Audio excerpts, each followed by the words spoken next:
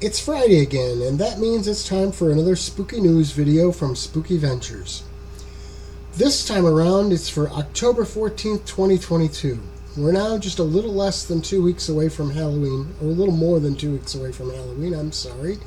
And the whole world is joining those of us in the spooky tribe in the part of the year we share with them. They call it spooky season, but for us it's just October, since every season is spooky season. Now, before we get to the news, I have a few reminders for you. First, please subscribe to this YouTube channel. Secondly, give our videos some love via likes and shares. You can also interact with us by commenting on these videos. If there's something you think I should include in a future news segment, please let me know about it. If you know of anyone you'd like me to interview that you think would be appropriate, please tell me that too. Also, remember this YouTube channel is just one piece of the Spooky Ventures picture. The main site lives at spookyventures.com, and our Cafe Press store is at cafepress.com/spookyventures. You'll find merch with all kinds of spooky designs on them there. And with that out of the way, it's time to get to the news for this week. First up, there's an article that ties into the season very well. With all the non-spooky tribe folks, I'm not sure if there's a name for them. Just kidding. We don't need a name. They're just people, right? Anyway, with all the non-spooky folks getting Halloween decorations up, one family in the Chicago area has been running into some serious headaches with their display. The Appel family in Plainfield, Illinois, has created this amazing Stranger Things display with a person floating in the air. I'm not even sure how they pulled off that illusion, but it's very impressive. Unfortunately, some of their neighbors have been less than happy with it. In fact, they complained because of all the excess traffic it was pulling into their neighborhood. And their particular problem with that traffic was that it was moving so slowly as people reduced their speed to get a good look at the display. So the Appels actually took the display down in response to the complaints. Fortunately, though, they have put it back up. I have to admit that if I were a little closer, I'm probably an hour and 15-minute drive away from it, I know I'd be one of the people taking a trip past their house, neighbors or no neighbors. Next, I'm going to turn my attention to books and talk about an opinion piece I read recently. Now, as I've said, for those of us in the spooky tribe, spooky doesn't have a season. It's year-round. For the other crowd, we really do need a name for them, don't we?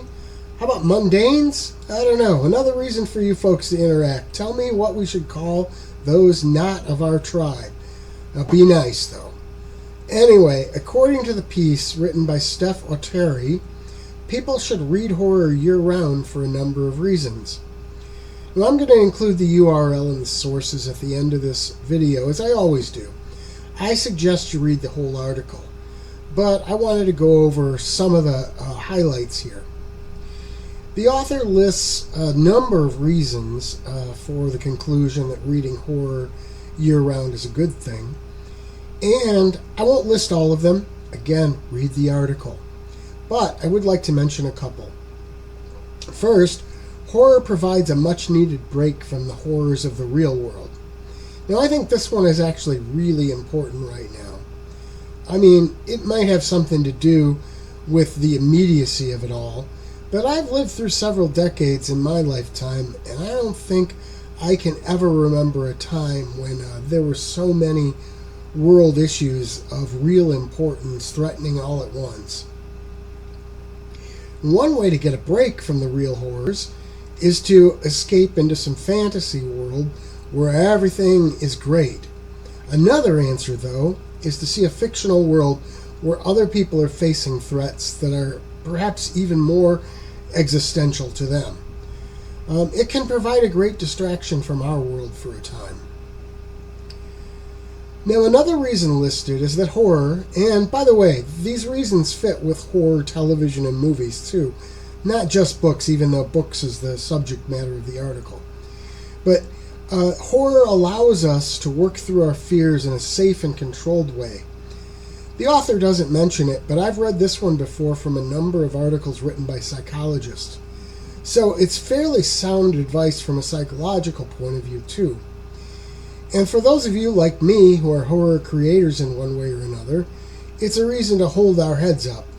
We are performing an important function for the psychological well-being of those who enjoy our work. It's time for a pat on the back. I'm just not sure what kind of creature is likely to give that pat on the back to us. Next up, I'm sticking with the world of books, but turning to comic books. And this is another case where I'm going to direct you to please check out the article for more information. That article is all about a number of new horror comic books hitting newsstands for October. It brings up a little historical lesson, though. Don't worry, I think this will be a fun history lesson. For those who don't know, horror and comic books have a rich history. It's not always a great history, though. In the late 1930s into the 1950s, comic book superheroes were the exception rather than the rule. True crime was a popular topic for comic books, but horror was really the king of the medium. EC Comics published some of the best titles, but horror comics were all over the place. Unfortunately, by the 1950s, a group of parents, along with religious leaders, decided that horror comics were ruining their children. You know how it goes. One decade it's horror comics, another time it's rock music, then it's Dungeons and Dragons, then it's video games. Parents get unhappy with the way their children are rebelling or somehow not living up to their expectations. Rather than face the problem head on or learn to accept their kids as individuals, they pick a scapegoat and go to war, blaming that thing for whatever they feel is wrong with their children. Now, as usually happens, these people got the government involved, and there were hearings in front of Congress over these horrible, terrible horror comic books. Ultimately, the comic book industry, to avoid having regulations forced on them, created the Comics Code Authority as a self-policing body, and that satisfied the mob that had come for them. It also meant a lot of censorship and pretty much killed horror comics for a while, resulting in the shift to superheroes. Still, horror comics did live on, and they do to this day. Now, they have a lot more freedom again from censorship.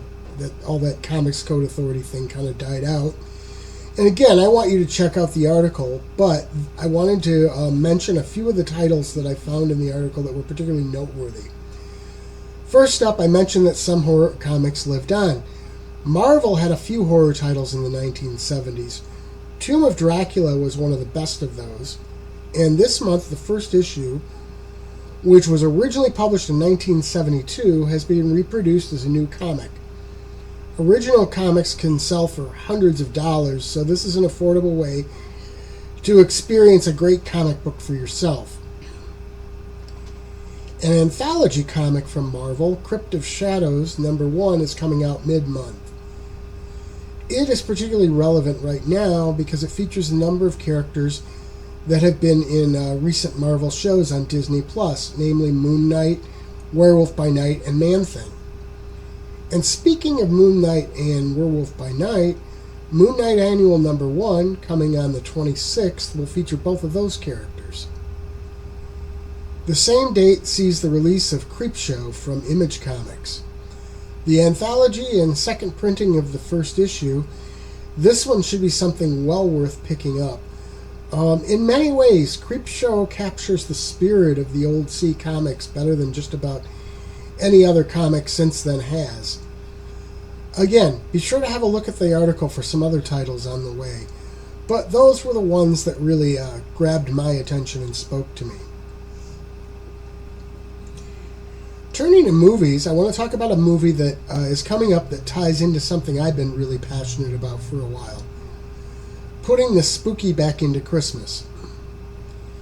You see, a big part of Christmas in the past was spooky stories. But in the United States, that tradition has largely gone away. Or at least it had.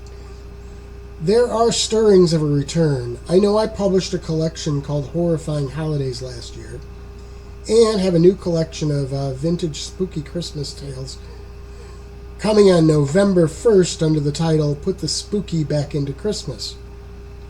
add in my Put the Spooky Back into Christmas merchandise through our Cafe Press store and the efforts I've made on this channel, and you'll see that I'm a devotee of the movement.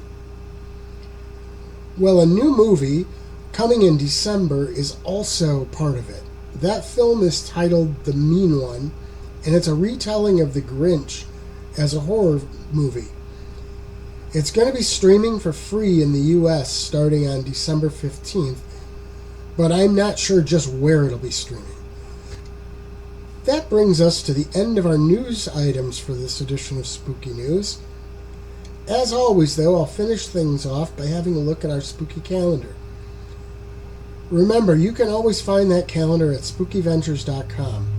Scroll down to the bottom of the page and you'll find a link to the calendar. It'll have a little picture of the calendar there. We include movie release dates, birthdays of people in the horror business, and other spooky dates. This time around, we have a lot of movie openings to mention. Now, a number of films open today, but I'm not sure which of these debuts online or in theater openings. And if it's in theaters, I don't know if they're limited releases or general releases. I get the dates from Fandango, so if you go look for these movies there, you should be able to find the details. Of course, the big one opening today is Halloween Ends. That one is a theater opening, and it's the final film in the Blumhouse Halloween trilogy. The other movies debuting today are The Accursed, Ash and Bone, Piggy, and The Loneliest Boy in the World. Now, the calendar only has one other date for the whole of next week, and that's Bela Lugosi's birthday, which will be next Thursday, October 20th. I'll be back here next Friday with another edition of Spooky News. In the meantime, remember to always keep it spooky.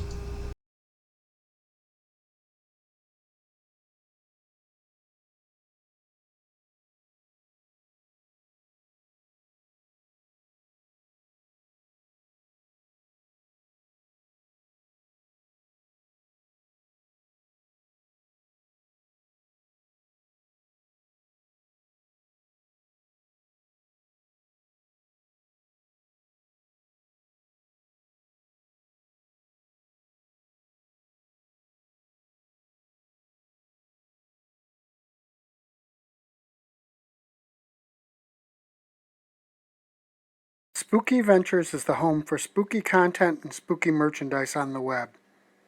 Check it out today at spookyventures.com. And remember, always keep it spooky.